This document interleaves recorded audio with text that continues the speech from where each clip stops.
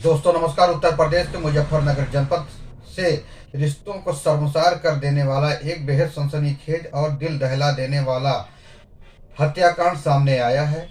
यह मामला खतौली कोतवाली क्षेत्र का है, जहां शक की आग में जल रहे एक प्रेमी ने अपने ही विवाहिता प्रेमिका की बेरहमी से हत्या कर दी। आरोपी ने पहले महिला की नींद की गोली खिलाकर बेहोश किया और फिर गहरी नींद में जाने के बाद उसका गला और नाक दबाकर मौत के घाट उतार दिया। हत्या के बाद आरोपी ने शव को ठिकाने लगाने की कोशिश की, लेकिन उसकी यह साजिश ज्यादा देर तक नहीं छिप सकी, क्योंकि पूरी वारदात सीसीटीवी कैमरे में कैद हो गई और वीडियो सोशल मीडिया पर वायरल हो गया।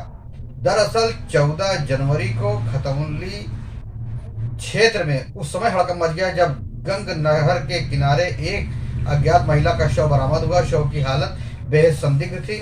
महिला के मुंह पर टेप चिपकी हुई थी, जिससे पुलिस को शुरुआत में ही यह आभास हो गया कि यह मामला सामान्य नहीं है। पुलिस ने तत्काल शव को कब्जे में लेकर पोस्टमार्टम के लिए भेज दिया और महिला की पहचान कराने का प्रयास शुरू किया। कुछ ही समय बाद मृतका की पहचान कस्बा खतौली निवासी ममता पत्नी कृष्णपाल उर्फ कालिया के रूप में हुई।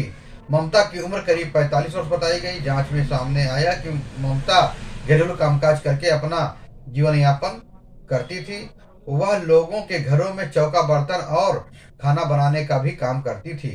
इसी काम के सिलसिले में उसका संपर्क संदीप नाम के व्यक्ति से हुआ, जिसके घर वह नियमित रूप से खाना बनाने जाती थी। संदीप की पत्नी का वर्ष 2012 में निधन हो चुका था। वह अकेला रहता था।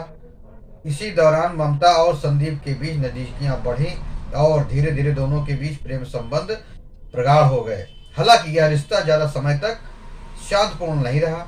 समय के साथ संदीप को ममता पर शक होने लगा कि ममता फोन पर किसी और से भी बातचीत करती है और उससे बार बार पैसे मांगती है। पुलिस के अनुसार यही शक और मानसिक तनाव धीरे धीरे गुस्से में बदल गया और अंततः इसने हत्या का रूप ले लिया। पुलिस की जांच में सामने आया कि 14 जनवरी को ममता रोज की तरह संदीप के घर खाना बनाने के लिए पहुंची थी। इसी दौरान संदीप ने पहले से ही एक खौफनाक साजिश रच रखी थी। उसने ममता को चाय दी, जिसमें उसने नींद की गोलियां मिला दी और चाय पीते ही ममता धीरे धीरे बेहोश हो गई और गहरी नींद में चली गई। इसी मौके का फायदा उठाकर संदीप ने ममता की छाती पर बैठकर दोनों हाथों से उसका गला और नाक दबा दिया। वह तब तक दबाए रहा जब तक ममता की सांसें थम नहीं गईं। इतना ही नहीं, हत्या के बाद भी आरोपी की क्रूरता यहीं खत्म नहीं हुई। उसने ममता के पूरे चेहरे पर टेप चिपका दी ताकि अगर शरीर में थोड़ी सी भी सांस हो तो वह बंद हो जाए। इसके बाद आरोपी ने शव को ठिकाने लगाने की योजना बनाई। रात के अंधेरे में वह एक ठेली पर शव रखकर गंग नहर की ओर ले गया। आरोपी की यही हरकत उसकी सबसे बड़ी भूल साबित हुई। जब वह ठेली के शव पर रखकर मोहल्ले से गुजर रहा था, तभी एक घर में लगे सीसीटीवी कैमरे में उसकी यह पूरी गड़बड़ियां कैद हो गई। फुटेज में साफ देखा गया कि आरोपी एक ठेली पर किसी भारी वस्तु को ढके हुए ले जा रहा था। बाद में यही सीसीटीवी फुटेज सोशल मीडिया पर वायरल हो गई और पुलिस को जांच में अहम सुराग मिला। पूछताछ के दौरान आरोपी संदीप ने पुलिस को बताया कि ममता का वजन ज्यादा होने के कारण वह शव को नहर में फेंक नहीं सका। इसके बाद उसने शव को सड़क के किनारे ही फेंक दिया और वहां से फरार हो गया। हालांकि पुलिस ने सीसीटीवी फुटेज, तकनीकी साक्ष्यों और अन्य सबूतों के आधार पर आरोपी को जल्द ही गिरफ्तार कर लिया।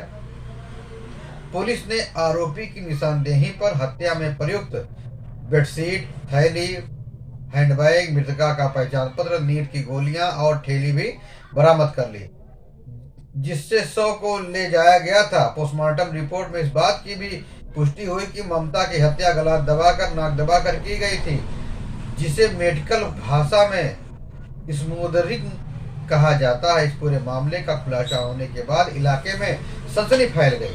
लोग इस बात से स्तब्ध हैं कि शक और विश्वास किस हद तक इंसान को हैवान बना सकता है।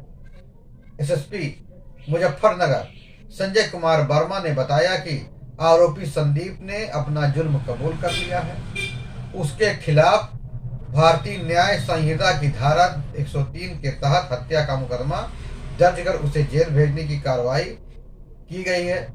मामले में आगे भी कानूनी कार्रवाई की जा रही है। यह घटना एक बार फिर यह सोचने पर मजबूर करती है कि शक, गुस्सा और आत्मविश्वास अब इंसान के दिमाग में हावी हो गया है। अविश्वास तो इस कदर तो पूछिए नहीं, तो वह किस हद तक गिर सकता है। या एक गलत फैसला न सिर्फ एक जिंदगी छीन लेता है बल्कि कई परिवारों को हमेशा के लिए तबाह कर देता है। यह सनसनीखेज हत्याकांड केवल एक आपराधिक घटना भर नहीं है, बल्कि समाज के भीतर गहराई से जमी उस सोच का भयावह परिणाम है जहां शक, असुरक्षा और अहंकार इंसान की विवेकशीलता पर हावी हो जाता है। रिश्तों की नींव विश्वास पर टिकी होती है, लेकिन जब उसी नींव में संदेह की दरार पड़ जाती है तो रिश्ते धीरे धीरे जहर बन जाते हैं। इस घटना में भी यही देखने को मिला। प्रेम के नाम पर शुरू हुआ संबंध अंततः अविश्वास और क्रूरता में बदल गया, जिसका अंजाम एक निर्दोष महिला की निर्मम हत्या के रूप में सामने आया। यह मामला यह भी दर्शाता है कि भावनात्मक असंतुलन और गुस्से में लिया गया एक गलत निर्णय कैसे पूरे परिवार की दिशा बदल देता है। आरोपी ने जिस बेरहमी से हत्या की वह न सिर्फ कानून का उल्लंघन है बल्कि मानवता पर भी एक गहरा आघात है। ऐसी घटनाएं समाज में भय और सुरक्षा की भावना पैदा करती हैं, खासकर महिलाओं के लिए तो यह आज भी अपने जीवन और सुरक्षा के लिए संघर्ष कर रही हैं। कानून अपना काम करेगा और दोषी को सजा मिलेगी, लेकिन इससे कहीं अधिक जरूरी है कि समाज ऐसे मामलों में सबक ले। रिश्तों में संवाद, धैर्य, समझदारी की भूमिका को नजरअंदाज नहीं किया जा सकता। किसी भी संदेह या विवाद का समाधान हिंसा नहीं बल्कि बातचीत और कानूनी रास्तों से ही होनी चाहिए। यह घटना हम सभी को चेतावनी देती है कि यदि समय रहते मानसिक तनाव, ईर्ष्या और अविश्वास पर नियंत्रण नहीं पाया गया तो इसके परिणाम बेहद भयावह हो सकते हैं। दोस्तों, आपको यह खबर कैसी लगी? फिर मिलेंगे नई जानकारी के साथ, नई खबरों के साथ। तब तक के लिए जय हिंद, वंदे मातरम।